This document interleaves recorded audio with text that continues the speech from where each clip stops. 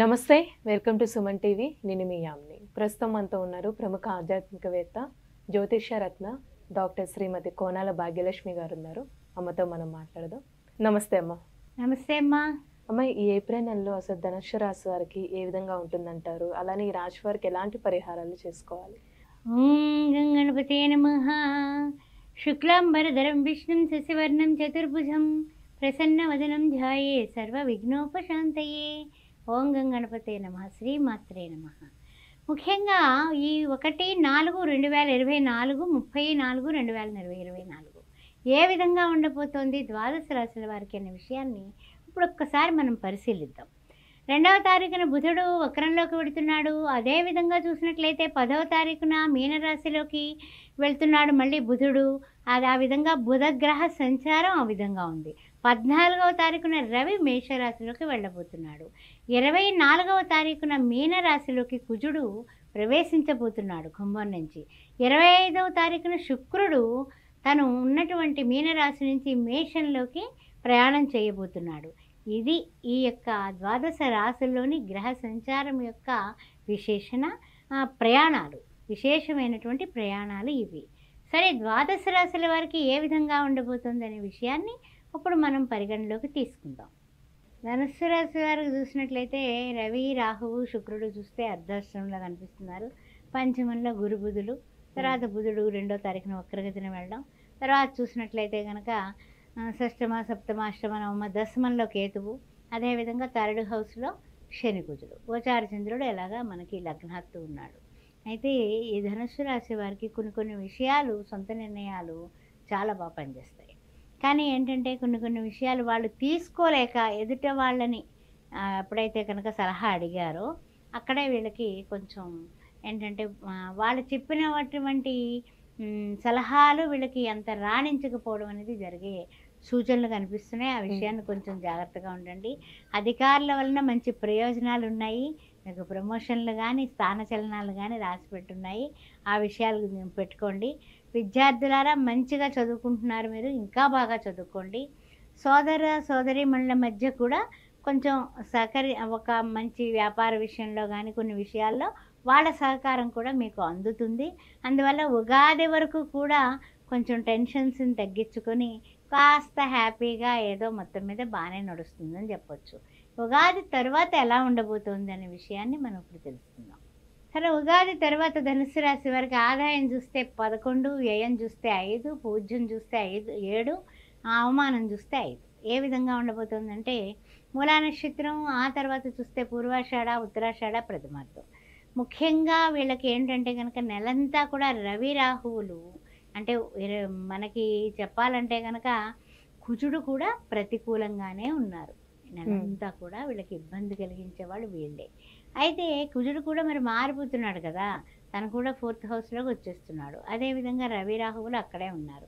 రవి మళ్ళీ పంచమంలోకి వెళ్ళిపోతున్నాడు. దానివల్ల కూడా కొంచెం ఇబ్బందులు అనేది కనిపిస్తోంది. అయితే ఏంటంటే కనుక చేయి పనుల మీద సరైన దృష్టి పెట్టరు వీళ్ళు. వచ్చిన గొడవ ఏంటంటే అన్నీ బాగున్నాయి, అదేంటి మొత్తం ఇస్తరంతా బాగుంది కానీ నాకు తినాలనిపించట్లేదు అన్నట్టు మీరు చేసే పని మీద మీకు సరైనటువంటి దృష్టి పెట్టకపోవడం వల్ల మీకు ఇబ్బందులు ఇంకొంచెం ఎదుర్కొనేటటువంటి కార్యక్రమం కనపడుతుంది. అందువలన కాస్త చేసే దాని మీద పూర్తి కాన్సన్ట్రేషన్ పెట్టండి.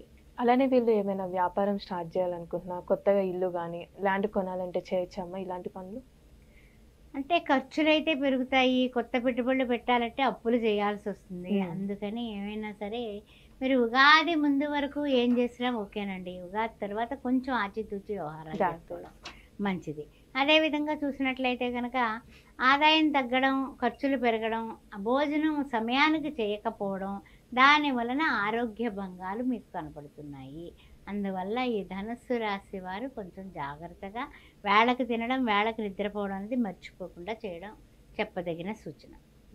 అలానే ఇప్పుడు కోర్టు సమస్యలు ఉన్న వాళ్ళకమ్మ ఏ విధంగా ఉంటుంది అసలు? కోర్టు సమస్యలు ఉన్న వాళ్ళకి కొన్ని విషయాల్లో ఏంటంటే కనుక తెగేదాకా తాడుని లాగొద్దు అని శాస్త్రం ఉంది. అదేవిధంగా మీరు గట్టిగా పట్టుకొని లాగితే ఆ కోర్టు వ్యవహారాలు ముక్కలైపోతాయి. అందువల్ల కొంచెం జాగ్రత్తగా మీరు తెలివైన లాయర్ని పెట్టుకొని ముందుకు వెళ్ళడం అనేది చెప్పదగిన సూచన. ఇప్పుడు వివాహానికి సంబంధించి గాని, అలానే భార్యాభర్తల మధ్య సంబంధం అనేది ఏ విధంగా ఉంటుంది? సంతాన పరంగా చూసుకుంటే కూడా ఎలా ఉంటుందమ్మా అసలు? వివాహానికి సంబంధించి కానీ భార్యాభర్తల సంబంధాలు కానీ కొన్ని కొన్ని విషయాల్లో మీరు చెప్పింది అనుకున్న అనువుగానే కనపడుతుంది.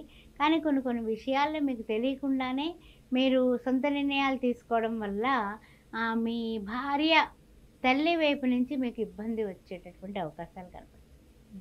అలానే ఇప్పుడు కోర్టు సమస్యలు ఉన్న వాళ్ళకి ఏ విధంగా ఉంటుందమ్మా? అదే మాకు ఆడవాళ్ళు అయితే కనుక భర్త తల్లి వైపు నుంచి ఇబ్బందులు కనపడుతున్నాయి. కోర్టు సమస్యలు కూడానమ్మా కొంచెం అటు ఇటుగానే ఉన్నాయని చెప్పొచ్చు. వాయిదా పడిపోతాయి, కేసులు అయితే వాయిదా పడిపోతాయి. ఆఫ్టర్ మే అంటారు.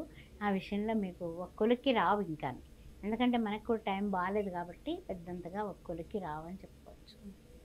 అలానే ఇప్పుడు ప్రయాణాల విషయానికి వస్తే అసలు ఎలా ఉంటుందంటారమ్మా? విద్యార్థులు బ్రహ్మాండంగా చదువుతారు. ప్రయాణాల విషయంలో కొంచెం జాగ్రత్తలు తీసుకుంటూ చక్కగా ముందుకు వెళ్ళాలి. విద్యార్థులు చదువు విషయంలో శ్రద్ధ పెట్టండి తల్లిదండ్రులారా మీరు. తర్వాత ప్రయాణ విషయంలో ప్యాకేజ్ టూర్ లాగా చెయ్యండి. లేకపోతే ఇబ్బందులు పడే అవకాశం ఉంది. అంటే రిజర్వేషన్ వెళ్ళడానికి రావడానికి అన్ని రిజర్వేషన్లు పక్కాగా ఉండవలను. అన్ని జాగ్రత్తగా చూసుకోవాలి ఎక్కేటప్పుడు దిగేటప్పుడు. అలా చేస్తే మంచిగానే చేయగలుగుతారు. అలానే అమ్మ ఈ రాశి వారికి ఎలాంటి పరిహారం చేసుకుంటే మంచిది అసలు? రాశి వారికి కొంచెం ఆరోగ్యం కూడా మాదిరిగానే ఉందమ్మా. సూపర్ ఆరోగ్యం కాదు. అందువల్ల ఆరోగ్యం భాస్కరాది ఇచ్చేది అన్నారు కాబట్టి భాస్కరుడైనటువంటి సూర్యభగవానుడికి 5th హౌస్లో ఉన్నాడు కాబట్టి తప్పనిసరిగా మనము ఆ యొక్క 5th హౌస్ అయినటువంటి మేషరాశి, అందులో గురువు కూడా ఉన్నాడు మన రాష్ట్రాధిపతి. సూర్య నమస్కారాలు చేసుకోవడం. రవి, మిత్ర, సూర్య, ఖగ, భాను, పూష, హిరణ్యగర్భ, మరీచ, ఆదిత్య, సవిత్ర, అర్ఘ భాస్కరేభ్యో నమః. సూర్యభగవానుడికి మమ్మారు నమస్కారం చేసుకొని 3 సార్లు అర్ఘ్యం ఇవ్వడం అనేది చెప్పదగిన సూచన. తర్వాత ముఖ్యంగా ఆదివారం పూట ఎవరైనా పేదవాళ్ళకి చపాతీలు దానం చేయండి. అలా చేసినా మీకు ఆరోగ్యం బాగుంటుంది. ఆ తర్వాత ఇంకొక ముఖ్యమైన విషయం ఏంటంటే కనుక అన్నింటి మీద కూడా ప్రతిదీ వాళ్ళు చూస్తారు వీళ్ళు చూస్తారని అంటే వృత్తుల్లో ఉన్న ఉద్యోగాల్లో ఉన్న పాత్రికేయులైనా ఏ రంగం రాజకీయంగా కానీ చాలా కష్టం. మీరు పప్పులో కాలు వేసినట్టే.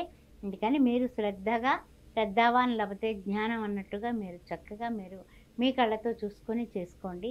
శనివారం నాడు ఒక్క పొద్దు ఉండి వెంకటేశ్వర స్వామికి అర్చన చేయించుకొని కాస్త ఎవరికైనా పేదవాళ్ళకి మీరు భోజనం దానం చేస్తే మంచిది. చాలా చక్కగా తెలియజేస్తారమ్మా. ధన్యవాదాలు. శ్రీమాత్రే నమః. ఓం శ్రీమాత్రే నమః. ఆస్ట్రో భాగ్యలక్ష్మి అనే ఈ ఛానల్ని సబ్స్క్రైబ్ చేశారా? చేయకపోతే వెంటనే చేయండి. అంతేకాకుండా ఏమన్నా జాతకాల విషయంలో కానీ చక్రాలు వేయాలన్నా, పొంతనలు చూడాలన్నా, సి-సెక్షన్కి ముహూర్తాలు పెట్టాలన్నా, గృహారంభ, గృహప్రవేశ శుభముహూర్తాల కోసం కూడా నన్ను సంప్రదించవచ్చు. మీ ఇంట్లో ఎవరికైనా వివాహం కాని వారికి పెళ్లి సంబంధాల కోసం కూడా శ్రీ సౌభాగ్య మ్యారేజ్ బ్యూరో 16 సంవత్సరాలుగా నడిపిస్తున్నాం కాబట్టి దాని నిమిత్తమై కూడా మీరు మమ్మల్ని సంప్రదించవచ్చు.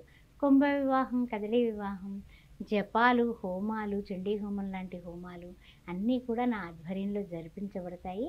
మీకు ఇష్టమైతే మీరు వచ్చి మమ్మల్ని జాతకం చూపించుకొని ఆయా కార్యక్రమాలు చేయించుకోవచ్చు. ఓం శ్రీ మాత్రే నమః.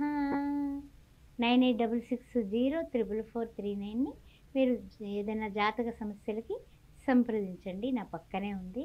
కింద నెంబర్లో మ్యారేజ్ బ్యూరోకి సంబంధించిన విశేషాలకి సంప్రదించవచ్చు. ఓం శ్రీ మాత్రే నమః.